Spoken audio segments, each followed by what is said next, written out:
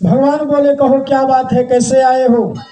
दूत ने कहा, मगध के जो राजा हैं जरासंध, उसने 20,000 राजाओं को बंदी बना करके रखा है।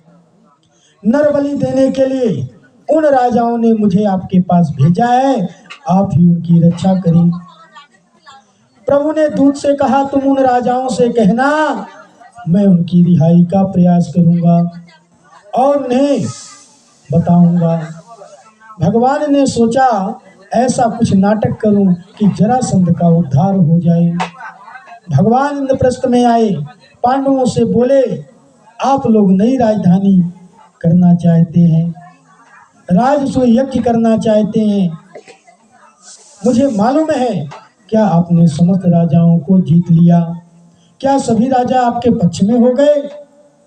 पांडवों ने कहा, और सब राजा तो हमारे पक्ष में ही हैं, लेकिन मगध का सम्राट जो जरासंध है वो हमारे पक्ष में नहीं है महाराज।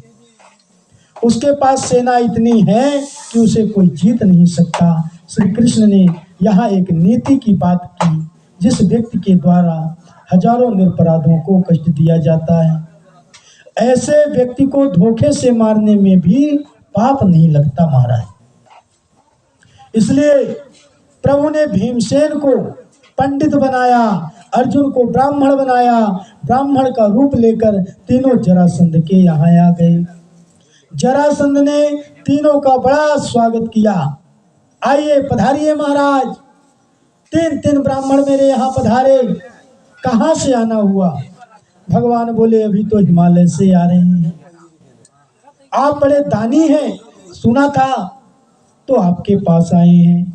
जरासंध ने कहा, मैं कोई दानी नहीं था, पर आपने द्वारिकाधीश कृष्ण का नाम सुना है? कन्हैया बोले, हाँ हाँ सुना तो है।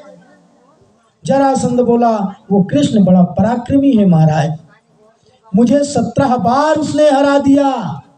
18वीं बार मैंने पंडितों को पूजा पर बैठाया, उसका परिणाम ये हुआ कि कृष्ण रण छोड़ करके भाग गए। उसी दिन से मेरे मन में ब्राह्मणों के प्रति बड़ा अनुराग है।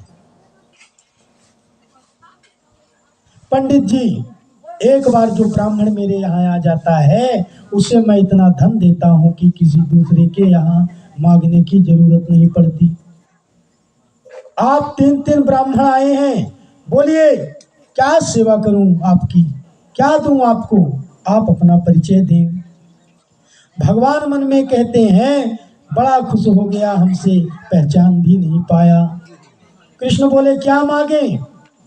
कृष्ण की पहचान हंसी से ही होती है। जैसे ही कन्हैया हंसने लगे तो जरासंध ने कहा, सुनिए पंडित जी, मैंने आपको कहीं देखा है। कहाँ देखा होगा? आपके यहाँ तो ब्राह्मण आते ही रहते हैं, कभी मैं भी आया होऊंगा, मालूम नहीं। ठीक है, आप मांगिए, क्या चाहिए? मेरे प्रभु ने क्या मांगा?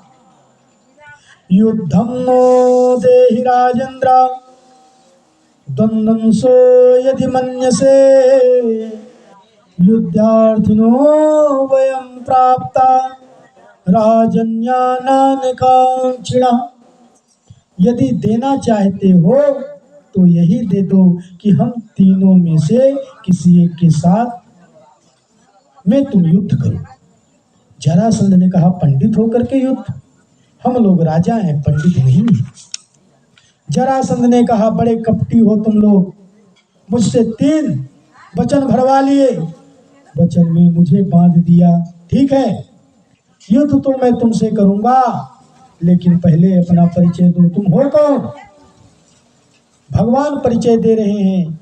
मेरे दाहिनी तरफ जो खड़ा है, इनका नाम है भीमसेन, और मेरी बाईं ओर खड़े हैं, ये उन्हीं के छोटे भाई अर्जुन हैं।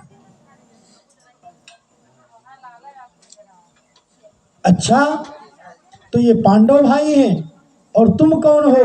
भगवान बोले, मैं इनके मामा का बेटा हूं, तुम्हारा पुराना शत्रु कृष्ण। जरासंध ने सोचा, बड़ा चालाक है, एक बार तो पहले ही हार चुका हूं इससे, इस बार युद्ध में हरा दिया तो जीते जिताए पर पानी फिर जाएगा। जरासंध ने सोचा, बड़ा चालाक है। एक बार तो मैं पहले ही हार चुका हूँ इससे, इस बार युद्ध में हरा दिया तो जीते जिताए पर पानी फिर जाएगा। जरासंध बोला, तुमसे तो मैं लड़ूंगा नहीं, तुम तो बड़े डरपोक हो। मथुरा छोड़कर द्वारिका चले गए। कृष्ण अर्जुन से बोले, देखा, एक बार मैं हार गया, उसको बार बार गाता है, और मैंने 17 बार इसे हरा दिया, वो कभी नहीं कहता। अर्जुन भी दुबला पतला है, इससे क्या लड़ूं? अयम तू वैसा तुल्यो नातिशस्तो न मे समः अर्जुनो न भवेद योधा भीमस्तुल्य बलो मम। भीमसेन मेरे समान बलशाली है। अभिमान के मारे भीमसेन का चेहरा फूल गया महाराज। कृष्ण बोले अर्जुन से, देखो भीम दादा के चेहरे को। भीमसेन ने सोचा, देखो कृष्ण को भी फैल कर दिया, अर्जुन भी फैल कर दिया, मुझे ही पास किया है, क्योंकि मैं ज्यादा पराक्रमी हूँ। दोनों में युद्ध शुरू हुआ, कई दिन हो गए युद्ध करते करते, दिन भर युद्ध होता। रात्रि के अर्ध प्रहर भीम कृष्ण के पास आए और बोले, कन्हैया ये आदमी नहीं पहाड़ है, मेरी नस नस ढीली हो गई, इसके पराक्रम का पता नहीं। भगवान बोले, पास तो उसने तुम्हें ही किया था। भीमसेन बोले, या तो भाग चलो, नहीं तो मैं अकेला भाग जाऊंगा। भगवान ने तिनका चीरकर इशारा किया और भीमसेन के द्वारा जरासंध का वध करवा दिया। उसके पुत्र को राजगद्दी पर बैठाकर बहुत सा धन लेकर कृष्ण आए। इंद्रप्रस्थ में आकर राजसूय यज्ञ का शुभारंभ हुआ महाराज। यज्ञ के शुभारंभ में एक प्रश्न हो रहा है कि यज्ञ में सबसे पहली पूजा किसकी की जाए। शिशुपाल के सामने ही सहदेव ने कहा, कृष्ण ही प्रथम पूजा के अधिकारी हैं। शिशुपाल ने तो 101 गाली गिन गिन करके कृष्ण को दी महाराज। जिसके माँ का पता नहीं, पिता का पता नहीं, उसकी पहले पूजा। भगवान ने दिव्य सुदर्शन चक्र से उसके सिर को धड़ से अलग कर दिया, शिशुपाल का उद्धार हो गया।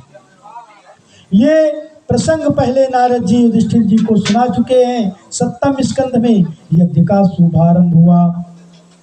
देखिए यज्ञ कैसा भी हो, चाहे भागवत ज्ञान यज्ञ है, चाहे अन्य कोई यज्ञ है, यज्ञ में सहयोग सभी को करना चाहिए। अलग अलग समितियां बन गई।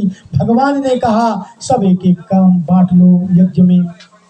यज्ञ में सबसे महत्वपूर्ण एक चीज होती है, क्या? दान का भंडार। कृष्ण ने दान के भंडार का कार्यभार सौंपा दुर्योधन और कर्ण को। भगवान बोले, दुर्योधन तुम्हारा शत्रु है, ये सोचेगा पांडवों का सब कुछ लुट जाए तो ठीक है, इसलिए ज्यादा से ज्यादा दान ये लोगों को देगा, और यज्ञ में जितना ज्यादा दान देते हैं उतना ही बढ़ता है।